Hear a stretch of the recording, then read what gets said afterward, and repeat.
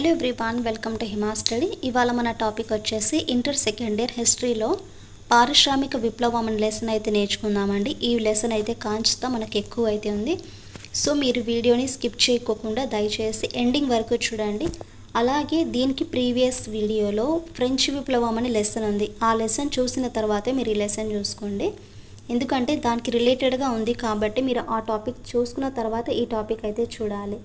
So మనం late చేయకోకుండా lesson అయితే స్టార్ట్ చేద్దాం. అంతకంటే ముందు మన ఛానల్ కన్నా మీరు ఫస్ట్ టైం కన్నా చూస్తున్నట్లయితే ప్లీజ్ మన ఛానల్ని లైక్ చేసి షేర్ చేసి సబ్స్క్రైబ్ చేయండి. అలాగే మన ఛానల్లో ఇప్పటికీ 6th నుండి 10th వరకు ప్రాక్టీస్ బిట్స్ చేశాను. అలాగే మెథడాలజీ గురించి అయితే క్లాసెస్ చేశాను అండ్ పిఐ గురించి అయితే చేశానండి. ఇంకా ఎవరైనా చూడకుంటే వాటిని కూడా ఒకసారి చూసి నెక్స్ట్ ఈ క్లాస్ ఎలా ఉందో కూడా కామెంట్ చేయండి. ఇంకా పీడిఎఫ్ సంగతి చూస్తే నాకు టైం ఉన్నప్పుడు పీడిఎఫ్ అనేది సెండ్ చేస్తానండి, షూర్గా అయితే చేస్తాను. అండ్ ఇంతకుముందు నేను ఒక గ్రూప్లో అయితే వాట్సాప్ గ్రూప్లో పీడిఎఫ్ అయితే సెండ్ చేశాను కదా, అన్ఫార్చునేట్లీ అది స్టోరేజ్ ఎక్కువ ఉండడం వల్ల డిలీట్ అయిపోయాయి. సో నెక్స్ట్ నాకు టైం ఉన్నప్పుడు అన్ని లెసన్స్ ఇట్లా నేను పెన్సిల్తో మార్క్స్ వేసి ఉంటాను కదా, వాటిని ఎరేస్ చేసి నేనైతే సెండ్ చేస్తానండి. లేదు మేడం మాకు పర్లేదు అనుకుంటే చెప్పండి, నో ప్రాబ్లం అండి. ఎందుకంటే నేర్చుకునేటప్పుడు గలీజ్గా ఉంటుంది, అండర్లైన్ చేస్తాం కదా అంత ఎక్కువగా, మీకు అర్థం అవ్వడానికి కోసం అయితే చెప్తున్నాను. దయచేసి అర్థం చేసుకుని లేట్ అయినా సరే నేను సెండ్ చేస్తానండి. సో నేను ఈ 5 months లోపల నేను అనేది టైం టేబుల్ అనేది సెట్ చేసుకున్నాను. ఆల్రెడీ ప్రీవియస్ వీడియోస్లో కూడా ఉంది, ఇంకెవరైనా చూడకుంటే ఆ టైం టేబుల్ మీకు నచ్చితే ఫాలో అవ్వండి. సరే మరి టాపిక్ అయితే స్టార్ట్ చేద్దాము. టాపిక్ అయితే ఎక్కువగా ఉంది, సో దీనికి నేను 2 parts కింద అయితే డివైడ్ చేస్తాను. ప్రతి లైన్ టు లైన్ ఎక్స్ప్లెయిన్ చేయడం అయితే జరుగుతుంది, ఎక్కడ స్కిప్ చేయకోకుండా. ఫస్ట్ చూసుకోండి, ఇక్కడ మానవ జాతిని ఆధునిక యుగంలోకి ప్రవేశపెట్టిన 2 ప్రధాన సంఘటనల్లో ఒకటి ఫ్రెంచ్ విప్లవం అయితే సెకండ్ది పారిశ్రామిక విప్లవం. నేను ముందే చెప్పాను కదా అండి, ఫ్రెంచ్ విప్లవం చూసుకున్న తర్వాతే పారిశ్రామిక విప్లవం అనేది చూడాల్సి ఉంటుంది. మానవ జాతిని ఆధునిక యుగంలోకి ప్రవేశపెట్టిన 2 ప్రధాన సంఘటనలో ఫస్ట్ వన్ ఫ్రెంచ్ విప్లవం అయితే సెకండ్ పారిశ్రామిక విప్లవం. ఈ ఫ్రెంచ్ విప్లవం రాజకీయ సాంఘిక రంగాల్లో మౌలిక మార్పుకు వేదిక కాగా, పారిశ్రామిక విప్లవం ఉత్పత్తి విధానంలోనూ ఆర్థిక వ్యవస్థలోనూ గణనీయమైన మార్పుకు అంకురార్పణ చేసింది. ఫ్రెంచ్ విప్లవము రాజకీయ సాంఘిక రంగాల్లో మౌలిక మార్పుకు వేదిక కాగా, మరి ఈ పారిశ్రామిక విప్లవం అనేది ఉత్పత్తి విధానంలోనూ ఆర్థిక వ్యవస్థలోనూ మార్పు తీసుకురావడం అయితే జరిగింది. ఈ 2 విప్లవాలు తమ రంగాలకు పరిమితం కాకుండా ఇతరేతర రంగాలకు విస్తరించాయి.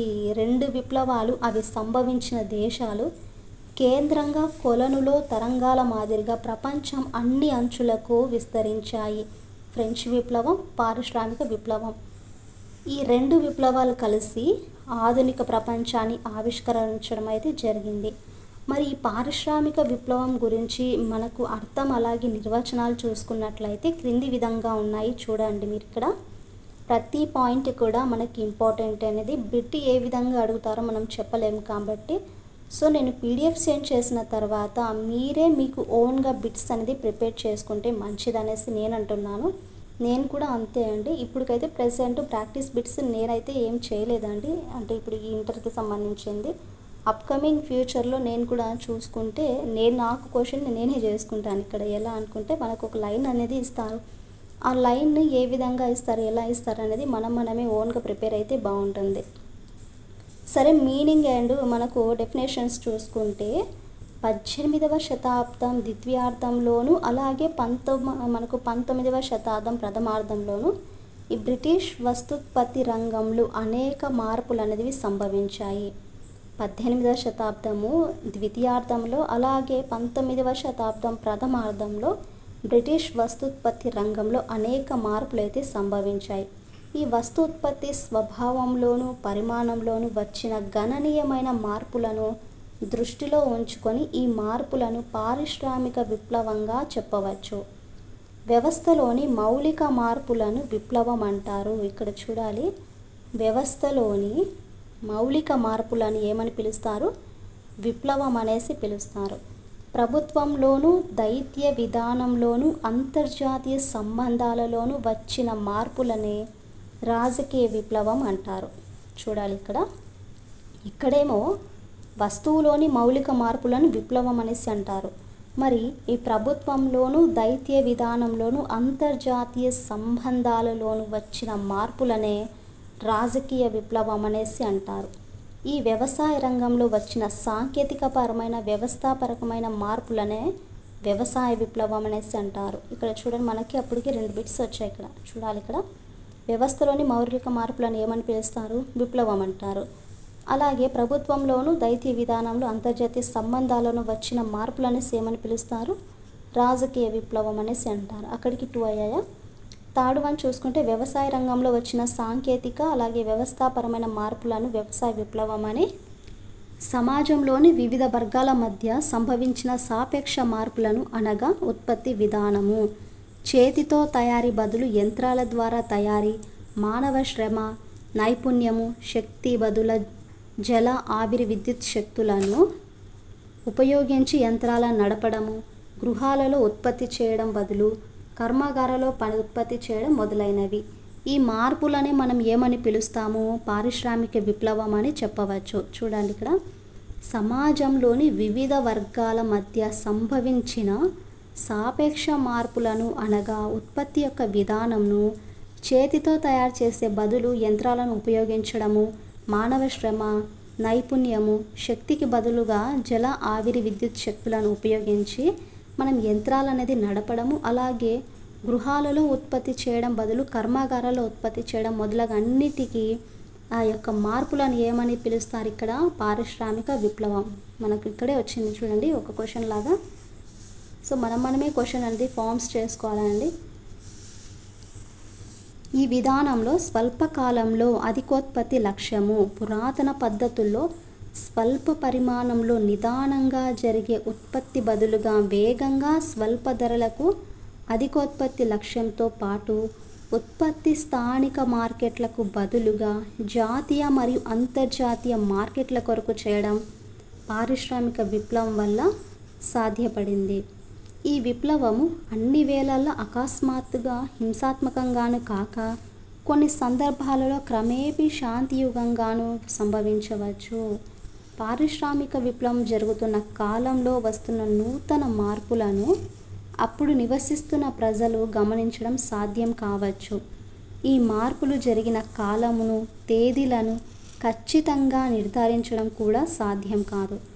1765 నుండి 1785 మధ్య 20 సంవత్సరాల కాలంలో 1765 నుండి 1785 అంటే 20 years యొక్క కాలంలో వస్త్ర పరిశ్రమలలో అనేక ముఖ్యమైన ఆవిష్కరణలు అయితే జరిగాయి. ఈ మార్పులన్నీ కేవలం ఈ స్వల్ప కాలంలోనే సంభవించాయనడం నమ్మశక్యం కాదు. 1765కు చాలా ముందు నుంచి అనేక పరిశోధనలు అయితే జరిగాయి. అలాగే ఈ యంత్రాల పనితీరు మెరుగుపరచడానికి 1785 తర్వాత కూడా మళ్ళీ పరిశోధనలు జరిగి ఈ వస్త్ర పరిశ్రమకు సమూలంగా మార్పు చెందడానికి సుమారు మనకు 75 సంవత్సరాల కాలం అయితే పట్టింది. వస్త్ర పరిశ్రమ సమూలంగా మార్పు చెందడానికి ఎన్ని సంవత్సరాల కాలం అయితే పట్టింది? ఇక్కడ 75 years అనేది పట్టింది. మరి ఈ 18వ శతాబ్దం మొదటి భాగంలో ఆవిరి యంత్రం వాడుకలోకి వచ్చింది. 18వ శతాబ్దం మొదటి భాగంలో ఆవిరి యంత్రం వాడుకలోకి వచ్చింది. కానీ ఈ యంత్రం ఆవిష్కరించబడిన 19వ శతాబ్ద మధ్యకాలం వరకు నీటి చక్రం శక్తి వనరుగా తన ప్రాధాన్యతను కోల్పోవడంలో అయితే లేదు. అలాగే గృహరంగం నుండి ఉత్పత్తి ఫ్యాక్టరీలకు మారడానికి కూడా ఎక్కువ కాలమే పట్టింది. ఈ మార్పులను పరిశీలించిన కొంతమంది రచయితలు విప్లవం యొక్క సాధారణ భావనలైన ఆకస్మిక మార్పు, రక్తపాతం అనేది సంభవించలేదు. కావున విప్లవం అనే నిర్వచనము పారిశ్రామిక విప్లవానికి వర్తించదు అనేసి వివరించడం అయితే జరిగింది. కానీ 1850 నాటి బ్రిటిష్ పారిశ్రామిక రంగాన్ని 1770 నాటి పరిస్థితులను పోల్చి చూసి ఉత్పత్తి రంగంలో అనేక ముఖ్యమైన మార్పులు సంభవించడంతో దీనిని విప్లవం అని కొంతమంది రచయితలు అయితే భావించడం అయితే జరిగింది. ఇక్కడ యూరోపియన్ పండితులు అలాగే ఆర్థికవేత్తలైన ఫ్రాన్స్కి చెందిన జార్జీ మిచెలెట్, జర్మనీకి చెందిన ఫ్రెడరిక్ ఎంగెల్స్లు పారిశ్రామిక విప్లవం అనే పదమును ఉపయోగించారు. చూడండి, ఇక్కడ యూరోపియన్ పండితులు అలాగే ఆర్థికవేత్తలైన ఫ్రాన్స్కి చెందిన జార్జీ మిచెలెట్, జర్మనీకి చెందిన ఫ్రెడరిక్ ఎంగెల్స్లు పారిశ్రామిక విప్లవం అనే పదమునైతే ఉపయోగించడం అయితే జరిగింది. మరి ఈ ఆర్నాల్డ్ టాయిన్బీ అనే తత్వవేత్త అలాగే ఆర్థికవేత్త 1760 నుంచి 1820 మధ్య బ్రిటిష్ పారిశ్రామిక రంగంలో వచ్చిన అనూహ్యమైన మార్పులను సూచిస్తూ తొలిసారిగా ఇంగ్లీష్లో పారిశ్రామిక విప్లవంగా వివరించాడు. ఎవరండి ఇక్కడ? ఆర్నాల్డ్ టాయిన్బీ అనే తత్వవేత్త అలాగే ఆర్థికవేత్త. అయిన 1760 1820 మధ్య బ్రిటిష్ పారిశ్రామిక రంగంలో వచ్చిన మార్పులను సూచిస్తూ ఇంగ్లీష్లో పారిశ్రామిక విప్లవాన్ని అయితే వివరించాడు. మరి 18వ శతాబ్దం మధ్య కాలానికి బ్రిటన్ వ్యవసాయ ప్రధాన దేశంగా ఉండేది. 18వ శతాబ్దం మధ్య కాలంలో బ్రిటన్ వ్యవసాయ ప్రధాన దేశంగా ఉండేది.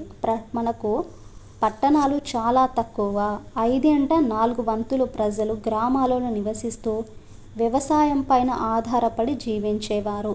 గ్రామాలలోని కుటీర పరిశ్రమలలో నూలు, ఉన్ని వస్త్రాలు, ఇనుప వస్తువులు, చేతి పనిముట్లు, కుండలు, గాజు సామాగ్రి స్థానిక అవసరాలకు తగినట్లు స్వల్ప పరిమాణంలో ఉత్పత్తి చేసేవారు. చేనేత పనివారు కేవలం నేత పనినే ప్రధానంగా స్వీకరించక వ్యవసాయ రంగంలో కూడా పనిచేసేవారు. వీరు కేవలము నేత పనినే వాళ్ళ యొక్క ప్రధాన వృత్తిగా కాకుండా వ్యవసాయ రంగంలో కూడా పనిచేసేవారు. స్త్రీలు, మనకు పిల్లలు, మనకు పురుషులు అందరూ నేత పనిలో భాగస్వాములు అయ్యేవారు. మనకి ఈ గింజల నుండి దూదిని వేరు చేయడం, శుభ్రం చేయడం వాళ్ళ యొక్క పిల్లలు అనేది చేసేవారు. స్త్రీలకు నేత పని కూడా వచ్చు. అయినా వారు ఎక్కువగా శుద్ధి చేసిన ప్రతి ఉన్ని వడికి దారం మాత్రమే తీశారు. ఇదంతా మనకు దేని గురించి చూడవచ్చు? ఇక్కడ చూడండి, బ్రిటన్ వ్యవసాయ దేశంగా ఉంది కదా, ఆ దేశం గురించి ఇక్కడ వాళ్ళు చేసే వృత్తి గురించి అయితే చెప్పడం అయితే జరిగింది. నెక్స్ట్, పట్టణాలలో నివసించే కొంతమంది పెట్టుబడిదారులు అంటే డీలర్లు అంటారు కదా, తమ యొక్క సమీప గ్రామాలలో నివసించే నేత పని వారి కోసం ఉన్ని, పత్తి దారాన్ని సరఫరా చేసి వారి వద్ద నుండి తయారైన వస్త్రానికి ధర చెల్లించి కొనేవారు. మరి ఈ వస్త్ర పరిశ్రమ అనుబంధ కార్యకలాపాలపైన అద్దకము, రంగులు వేయడము, తుది మెరుగులు దిద్దడము మొదలగు పనులు చేయడానికి పెట్టుబడిదారులు పనివారని నియమించేవారు. ఈ పద్ధతిలో అనేక లోపాలు ఉండేవి. నేత పని క్రమబద్ధంగా జరిగేది కాదు. నేత పనివాడు తన ఇష్టం వచ్చినప్పుడు పని చేసేవాడు, లేకపోతే విశ్రాంతి తీసుకునేవాడు. అందువలన నిర్ణీత సమయంలో పని పూర్తయ్యేది కాదు. అంతే కదా, తను వర్క్ కనుక చేయకపోతే, విశ్రాంతి ఎక్కువ తీసుకుంటూ పోతే, ఆ కరెక్ట్ టైంకి మనకు కావాలనుకున్నప్పుడు ఆ పని అనేది కంప్లీట్ కాదు కదా. సో 18వ శతాబ్దం నాటికి ఇంగ్లాండు వస్త్రాలకు విదేశాలలో మంచి గిరాకీ అయితే ఉండేది. గిరాకీకి తగినట్లుగా ఉత్పత్తి చేయడం అప్పుడు ఉన్న ఉత్పత్తి విధానం వల్ల సాధ్యపడేది కాదు. నూలు వడికేవారు రోజంతా శ్రమించిన ఒక నేతగానికి సరిపడ దారం అందించలేకపోయేవారు. నేత పనివాడు పని లేక ఖాళీగా కూర్చుండేవాడు. ఒక నేత పనివాడు రోజంతా పని చేయాలంటే 5 లేక 6 మంది నూలు వడికేవారు అవసరమయ్యేవారు. నిదానంగా జరిగేది ఆ పని అయితే మనకు నిదానంగా జరిగేది. కాలగమనంలో జరిగిన వరుస ఆవిష్కరణల యొక్క వస్త్ర పరిశ్రమలో విప్లవాత్మక మార్పులకైతే దారితీశాయి. నెక్స్ట్ పారాగ్రాఫ్ చూసుకుంటే, మీరు ఈ వీడియోని కొద్దిగా పేషెన్స్తో లెసన్ అంతా చూడండి. ఎందుకంటే ఇక్కడ లైన్ టు లైన్ ఎక్స్ప్లెయిన్ చేయడం వల్ల మీరు ఏదో మేడం చెప్పుకుంటే వెళ్తుంది అని కాకుండా, నేనైతే చెప్పేటప్పుడు నేను అర్థం చేసుకుంటానండి. మీరు కూడా ఇన్ కేస్ మీకు అర్థం కాలేదు అనుకోండి, ఒక లెసన్ని రిపీటెడ్గా చదవండి. నేను ఎవ్రీ వీడియోలో మీకు ఇదే చెప్తాను. ఒక లైన్ కానీ ఒక పారాగ్రాఫ్ కానీ ఇన్ కేస్ ఒక లెసన్ కానీ మనకు నేర్చుకోవడానికి ఇబ్బందిగా అనిపిస్తే దాన్ని రిపీటెడ్గా చదవండి, క్లియర్గా అర్థమవుతుంది. సో ఇక్కడ నేను చెప్పేటప్పుడు కూడా నాకు అర్థమవుతుంది, కొంతమందికి అర్థమవుతుందండి. కొంతమంది ఏంటంటే చెప్పుకుంటూ వెళ్తున్నారు కదా అనుకుంటారు. సో ఇది లైన్ టు లైన్ చెప్పడం వల్ల అర్థమయ్యే విధంగా అయితే నేను చెప్తున్నాను అనేసి నేను అనుకుంటున్నాను. మీకు ఏ విధంగా అనిపించిందో కామెంట్ అయితే చేయండి. ఇక్కడ నెక్స్ట్ పారాగ్రాఫ్ చూసుకుంటే, మొదట యంత్రాలు జలశక్తితో నడిచేవి. ఫస్ట్ మనకు ఈ యంత్రాలు అనేవి దేనితో నడిచేవి? జలశక్తితో అయితే నడిచేవి. కానీ శక్తి వనరుగా పూర్తిగా జలశక్తి మీద ఆధారపడడం సాధ్యపడేది కాదు. దానికి కారణము నీటి కొరత, శీతల వాతావరణంలో నీరు గడ్డకట్టడం మొదలగు కారణాల వల్ల ఉత్పత్తి అనేది నిలిపివేయాల్సి వచ్చేది. ఎందుకంటే నీటి కొరత లేదా శీతల వాతావరణంలో మనం ఉంటే నీరు గడ్డ కడుతుంది కదా, అలాంటి యొక్క రీజన్స్ వల్ల ఈ ఉత్పత్తి అనేది ఆపివేయవలసి ఉండేది. ఆవిరి యంత్రంను కనుగొన్నాక అది నీటి యంత్రాలకు ప్రత్యామ్నాయంగాను దానికన్నా సమర్థవంతంగా శక్తి వనరుగా వాడుకలోకి వచ్చింది. ఈ ఆవిరి యంత్రాలు విస్తారంగా వాడుకలోకి రావడంతో కర్మాగారాలన్నీ బొగ్గు లభించే ప్రాంతాల సమీపంలో ఏర్పాటయ్యాయి. ఈ పారిశ్రామిక గ్రామాలు, పారిశ్రామిక వాడలు, కేంద్రాలు లాంకషైర్, యార్క్షైర్, క్లెడ్ వ్యాలీ మొదలగు ప్రాంతాలలో ఆవిర్భవించాయి. బొగ్గు లభించే ప్రాంతాల సమీపంలో ఏర్పాటయ్యాయి కదా. మరి ఈ పారిశ్రామిక మనకు గ్రామాలు, ఈ యొక్క వాడలు అనేవి కేంద్రాలు ఇక్కడ లాంకషైర్, యార్క్షైర్, క్లెడ్ వ్యాలీ అనేక ప్రాంతాలలో ఆవిర్భవించాయి. ఈ యంత్రాలు భారీగాను ఖర్చుతో కూడుకొని శక్తి ఆధారంగా పనిచేసేవి. ఒక గృహ పరిశ్రమ నిర్వాహకునికి అంత ఖరీదైన యంత్రాలను కొనడానికి గాను, వాటిని ఏర్పాటు చేయడానికి పెద్ద మొత్తంలో ఖాళీ ప్రదేశం కానీ ఉండేది కాదు. వ్యయ ప్రయాసలకు ఓర్చి వాటిని ఏర్పాటు చేసిన యంత్రాలతో పనిచేయడానికి అతనికి శక్తి సామర్థ్యాలు ఉండేవి కాదు. యంత్రాలను పనిచేయించి ఆర్థికంగా లాభాలను పొందాలంటే అత్యధిక పరిమాణంలో ముడి సరుకు అనేది మనకు అవసరం అవుతుంది కదా. అంతేకాక యంత్రాలను పూర్తి సామర్థ్యంతో నిరంతరాయంగా పనిచేయించాలి, లేకపోతే మనము నష్టాలను చవి చూడవలసి వస్తుంది. ఈ తరహా పారిశ్రామిక ఉత్పత్తిని గృహరంగ ఉత్పత్తిదారులు చేపట్టలేదు. పెద్ద మొత్తంలో మూలధనం, వనరులు కలిగి ఉండి భవనాలను, యంత్రాలను సమకూర్చి కార్మికులను వేతనంపై నియమించి వారితో పని చేయించగల ఔత్సాహికులకే అది సాధ్యపడేది. శ్రమను అమ్ముకునే శ్రామికులు ఒకవైపు, ఉత్పత్తి సాధనాలపై యాజమాన్యం వహించి లాభాలను గడించే యాజమాన్యం ఒకవైపుగా విభజించబడిన ఈ వ్యవస్థను పెట్టుబడిదారీ వ్యవస్థ అంటారు. పెట్టుబడిదారీ వ్యవస్థ అంటే ఏంటి? శ్రమను అమ్ముకునే శ్రామికులు ఒకవైపు అయితే, ఉత్పత్తి సాధనాలపై యాజమాన్యం వహించి లాభాలను గడించే యాజమాన్యం ఒకవైపుగా విభజించబడిన ఈ వ్యవస్థను మనము పెట్టుబడిదారీ వ్యవస్థ అనేసి మనకు అనడం అయితే జరిగింది. సరే, మరి ఇంకా పశ్చిమ దేశాలలోనే ఈ విప్లవం ఎలా సాధ్యపడింది అని చూసుకుంటే, పారిశ్రామిక విప్లవం పాశ్చాత్య ప్రపంచంలోనే సంభవించడానికి కారణం అక్కడ శాస్త్ర విజ్ఞానం సమాజంలో జతకట్టి ఉండడమే. ఈ తత్వవేత్త, శాస్త్రవేత్త, చేతి వృత్తి నిపుణులు సన్నిహితంగా సహజీవనం చేసిన సమాజం అది. శాస్త్ర విజ్ఞానం మూలాలు పాశ్చాత్య ప్రపంచంలో ఉన్న అభివృద్ధి, దాని యొక్క అభివృద్ధి మాత్రం పాశ్చాత్య నాగరికతలు వెళ్ళి విరియడానికి కూడా ఇదే ముఖ్య కారణం. అన్ని యుగాలలో సమాజంలో చేతి వృత్తి నైపుణ్యం ప్రదర్శితమైన ప్రాచీన మధ్య యుగాల్లో చేతి వృత్తుల వాళ్ళు సాంకేతిక నైపుణ్యం నెమ్మదిగా అభివృద్ధి చెందడం అయితే జరిగింది. ఈ చేతి వృత్తుల వారు వస్తువును రూపొందించడం పైన దృష్టి నిలిపారు, కానీ దానిలోని రసాయన భౌతిక సూత్రాలను అవగతం చేసుకోలేకపోయారు. అంటే సాంకేతిక పరిజ్ఞానంతో సంతృప్తి చెందారే కానీ శాస్త్రీయ పరిజ్ఞానం కోసం అన్వేషించలేదు. కానీ పునరుజ్జీవన యుగం నాటి మేధో వికాసం పాశ్చాత్య దేశాల్లో పనిచేసేవాడికి, ఆలోచించేవాడికి మధ్య అడ్డుగోడలను అయితే పడగొట్టింది. చూడండి, ఇక్కడ పునరుజ్జీవన యుగం నాటి మేధో వికాసము పాశ్చాత్య దేశాల్లో పనిచేసేవాడికి, ఆలోచించేవాడికి మధ్య ఉన్న అడ్డుగోడలను పడగొట్టింది. ఈ ప్రాచీన యుగంలో మాదిరిగా పునరుజ్జీవన కాలంలో చేతి కళల బానిసల చేతుల్లో లేవు. స్వేచ్ఛాజీవులు పరమయ్యాయి, చేతి వృత్తి కళాకారులకు గౌరవం అనేది పెరిగింది, వారు పాలక వర్గానికి సన్నిహితులవ్వడం జరిగింది. మరి మనకు శారీరక శ్రమ బానిసత్వంతో ముడిపడి ఉండడం వల్ల దానికి సృజనాత్మకతతో సంబంధం లేదనే దురాభిప్రాయాన్ని పునరుజ్జీవన యుగం విచ్ఛిన్నం చేసింది. ఈ రెండిటి మధ్య జరిగిన అనుసంధానము అద్భుత ఆవిష్కరణలకి దారితీసి పారిశ్రామిక విప్లవాన్ని పరుగులెత్తించింది. సో ఇది ఫ్రెండ్స్, ఈ లెసన్కి సంబంధించిన కొంత టాపిక్ అయితే మనం నేర్చుకున్నాం కదా. నెక్స్ట్ వీడియోలో మిగిలిన చాప్టర్ అయితే ఉన్నాయి కదా, వాటిని అయితే కంప్లీట్ చేద్దాము. సో వీడియో ఎలా అనిపించిందో మీకు కామెంట్ అయితే చేయండి. తప్పకుండా లైక్ చేయడం మాత్రం మర్చిపోకుండా మన ఛానల్ని సబ్స్క్రైబ్ చేయండి.